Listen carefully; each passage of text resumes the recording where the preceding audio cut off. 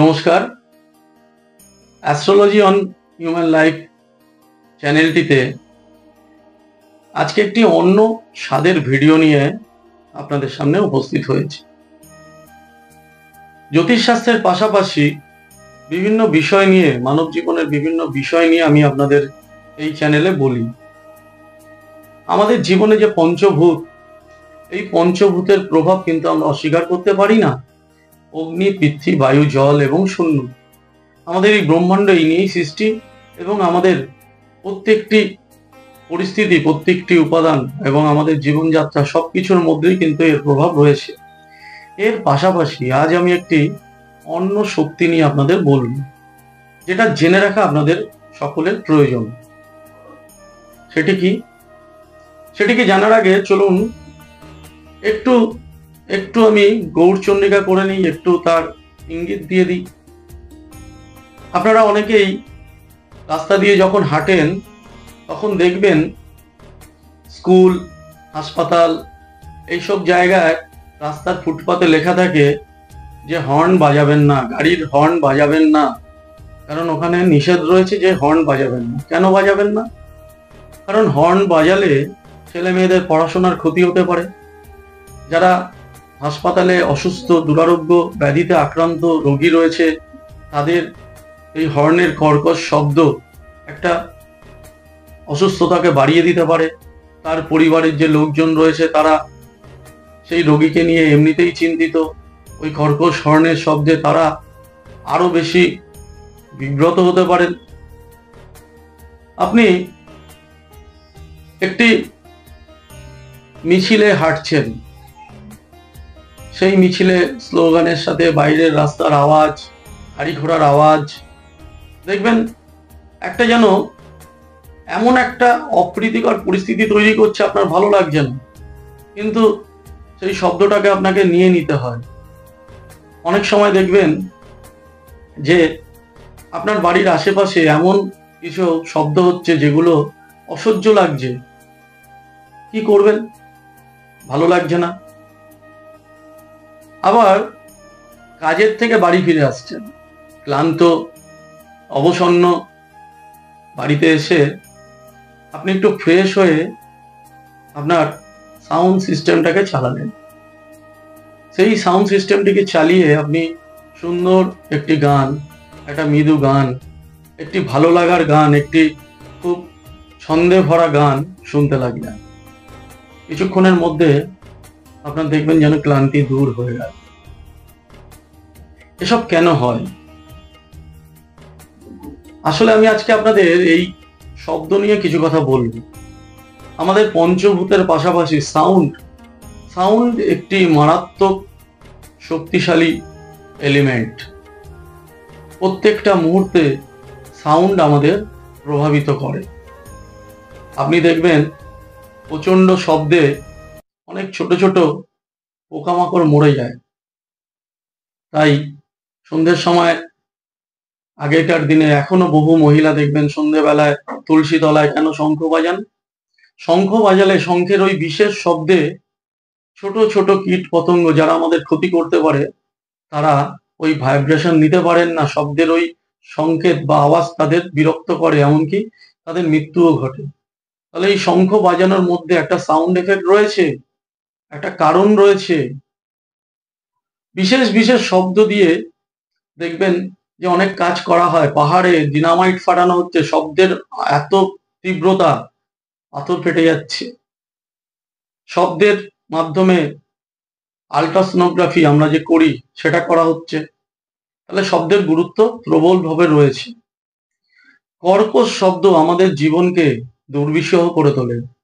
আমরা সবসময় সেই জন্য চাই একটু নির্জনে গিয়ে বসবাস করি, যেখানে শব্দ কম। আমরা অনেক সময় চাই এমন কিছু শান্ত মিউজিক আমরা শুনি যেটা আমাদের একটা মনের মধ্যে একটা অশান্তি তৈরি করবে। এবার আসল কথায় আসি।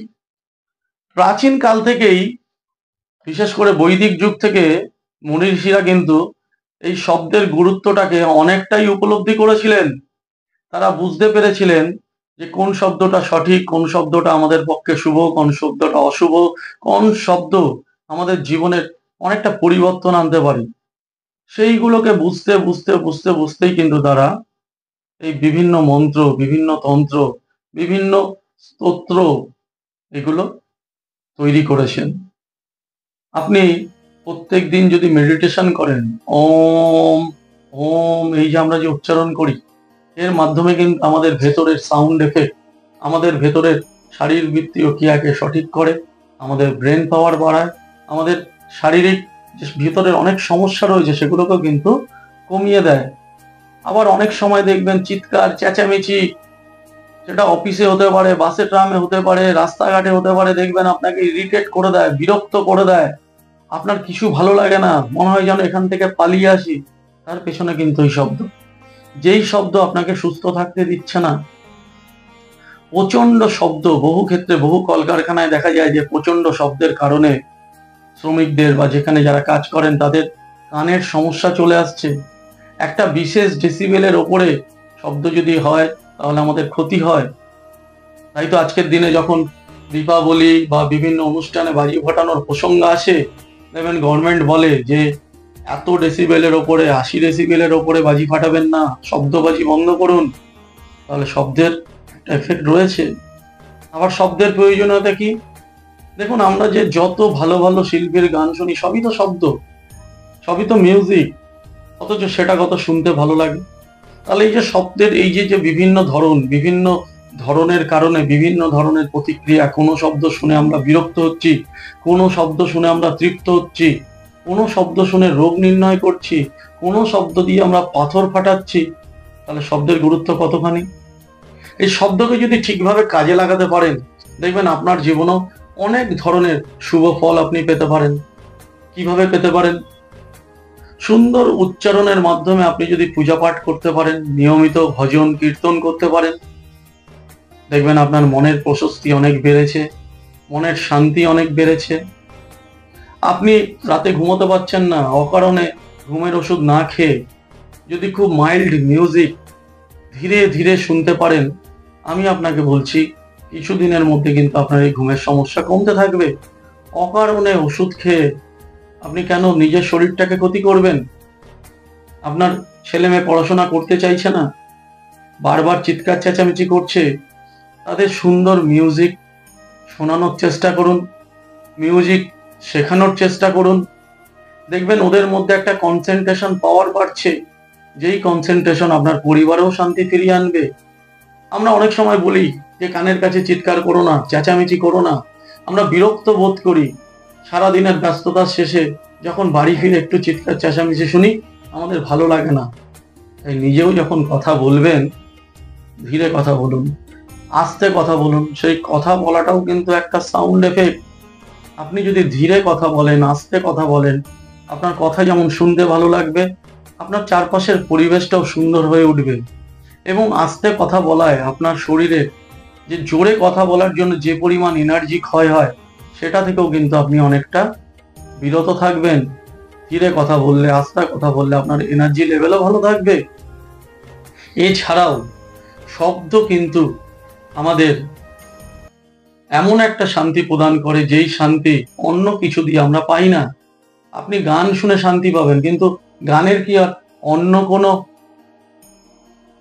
অন্য কোনো তার অল্টারনেটিভ কিছু আছে? তাহলে গান শুনতে হবে।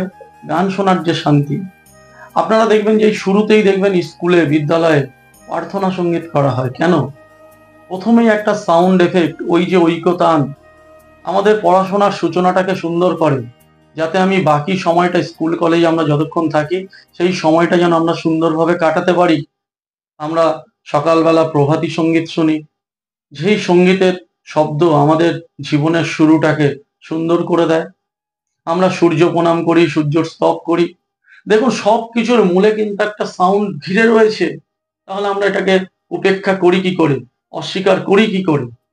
যারা একটু চিন্তা করেন, আমি আজকে যে কথাগুলো বললাম, আপনারা একটু ঠান্ডা মাথায় অনেকক্ষণ ধরে চিন্তা করবেন এবং চেষ্টা করবেন যে সাউন্ড দিয়ে নিজের জীবনে কিছু পরিবর্তন আনা যায়, কিভাবে ভালোর দিকে চলা যায়।